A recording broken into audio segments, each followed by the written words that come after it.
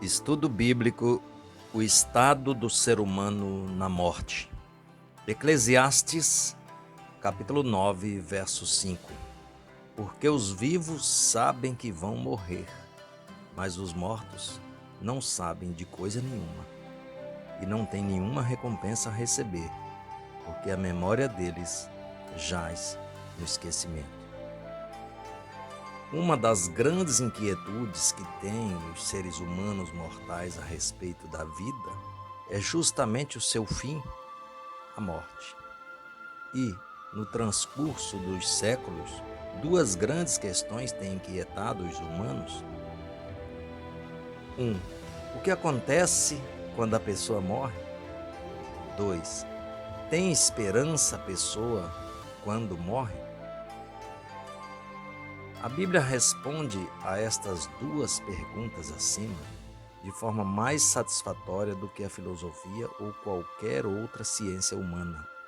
O sábio disse no texto inicial desse estudo, Eclesiastes 9, verso 5, que os mortos de nada sabem e não participarão de mais nada na vida, porque a memória deles está no esquecimento.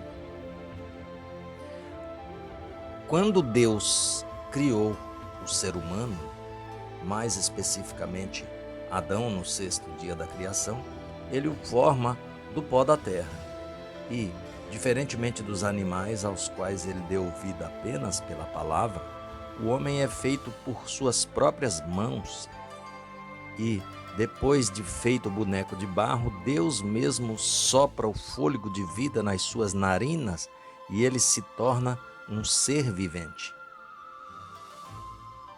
Diz o livro de Gênesis, capítulo 2, verso 7, que então o Senhor Deus formou o homem do pó da terra e lhe soprou nas narinas o fôlego de vida e o homem se tornou um ser vivente. Quando o ser humano morre, acontece o processo inverso da criação. O fôlego de vida volta para Deus Criador e o corpo vai para o pó da sepultura.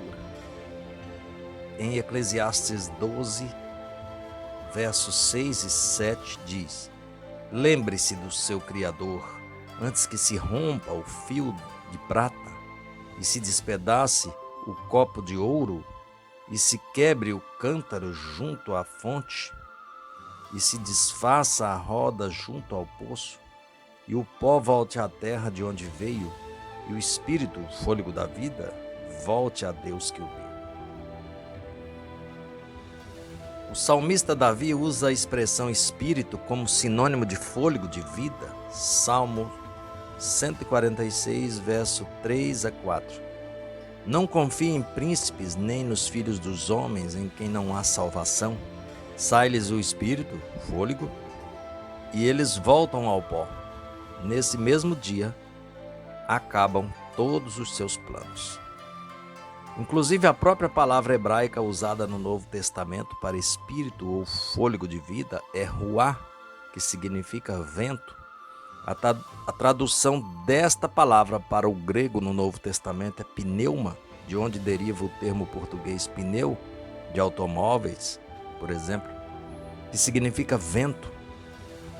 O ser humano é formado de duas partes inseparáveis e indivisíveis, corpo e mente. Ou espírito, que é a parte em que não se pode pegar do ser humano. Ou seja, observe a equação: corpo mais mente é igual a alma vivente. Ou seja, na Bíblia, alma é uma pessoa completa. Não é possível separar corpo da mente, chamada também de espírito. No livro de Ezequiel 18:4, Deus disse o seguinte: eis que todas as almas, pessoas, são minhas. Assim como a alma do Pai, também a alma do Filho é minha. A alma, pessoa, que pecar, essa morrerá. Como todos pecaram, todos morrerão. É a lei inexorável da vida.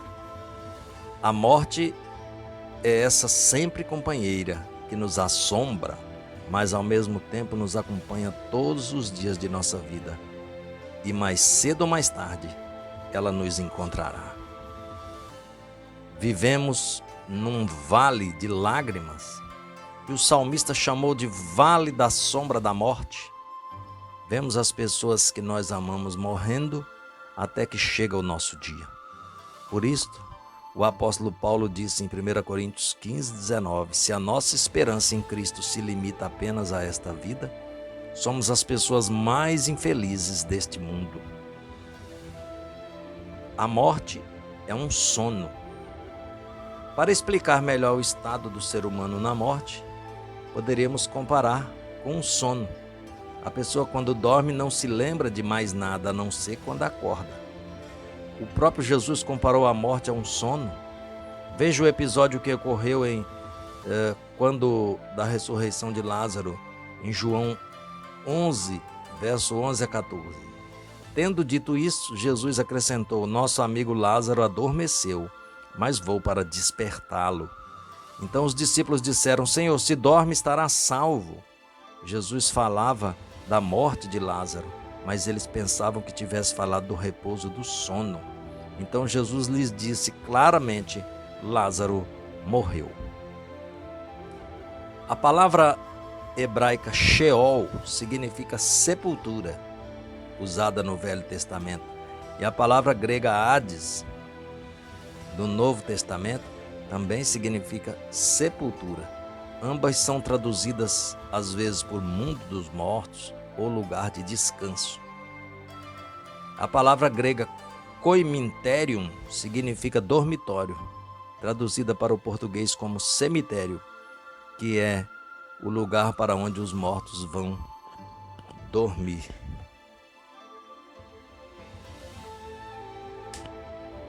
A segunda grande pergunta que os seres humanos se fazem ao longo dos séculos é: há esperança além do túmulo?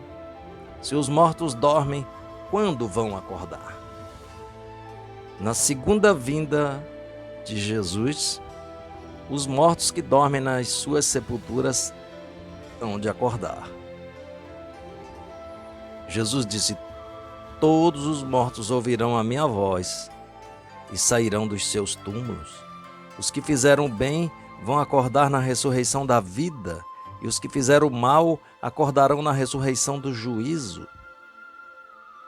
Na Bíblia, em 1 Tessalonicenses, capítulo 4, verso 16 e 17, o apóstolo Paulo diz o seguinte: porque o Senhor mesmo, dada a sua palavra de ordem, ouvida a voz do arcanjo e ressoada a trombeta de Deus, descerá dos céus, e os mortos em Cristo ressuscitarão primeiro.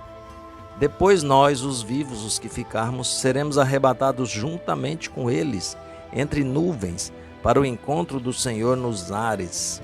E assim estaremos para sempre com o Senhor.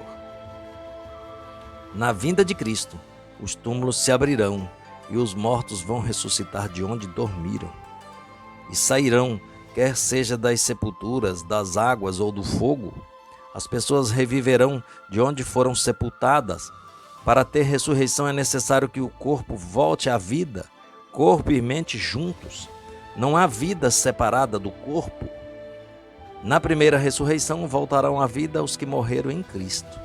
Os demais, os perdidos, ressuscitarão somente na segunda ressurreição, que ocorrerá 1000 anos depois, na ressurreição do juízo.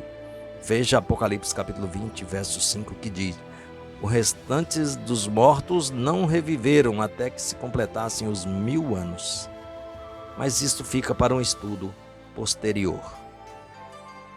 Paulo diz ainda em 1 Coríntios 15, versos 51 a 57, a respeito da ressurreição: eis que vou lhes revelar um mistério.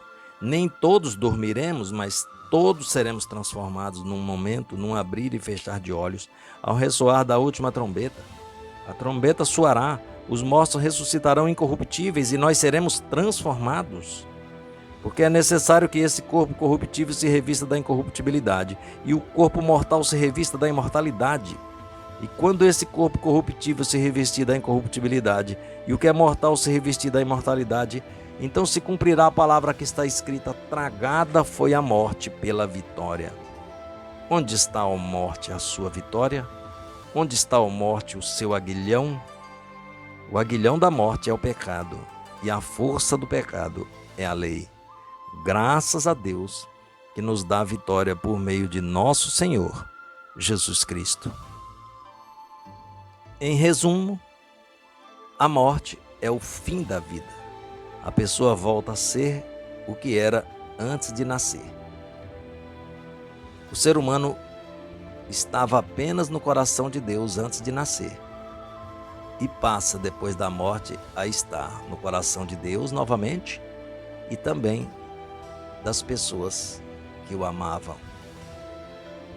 Quando a pessoa morre, ocorre o inverso de quando foi criado. Deus soprou fôlego de vida no boneco de barro e ele passou a ser uma pessoa ou alma vivente. Ao morrer, o fôlego sai da pessoa e volta para Deus, o sopro, o poder de vida, e o pó volta para a terra, de onde foi formado. A doutrina de que a pessoa, quando morre, vive em um plano espiritual pode ser até bonita, mas é falsa. Disfarçado de serpente, o diabo disse para Eva: é certo que não morrereis. Gênesis 3, verso 4. Esta é a maior mentira já contada em 6.000 anos de história da humanidade, a de que existe vida após a morte. Pois, ao contrário, a morte é o fim da vida. A notícia é trágica, mas é verdadeira. A boa notícia é que, na cruz, Jesus venceu a morte e pode nos dar, quando cremos nele, a vida eterna. E esta é nossa viva esperança. Contam a história que um pastor foi fazer um culto fúnebre e quando chegou na casa da família, onde o pai estava sendo velado, uma garotinha de uns 6 anos veio ao seu encontro e perguntou: o senhor é Jesus? Ao que o pastor respondeu: não, eu não sou Jesus. A garotinha perguntou: mas o senhor conhece Jesus? Sim, disse o pastor, eu conheço Jesus. Por quê? A garotinha disse: minha mãe falou que quando Jesus chegar, o meu pai vai acordar. O senhor pode falar para Jesus voltar logo? Porque eu quero que meu pai acorde. A volta de Jesus é a maior e mais doce esperança daqueles que creem em todos os tempos. Ele virá para pôr fim ao pecado, ao sofrimento e à morte. Disse o apóstolo São Paulo em 1 Coríntios 15, 26, que o último inimigo a ser destruído é a morte.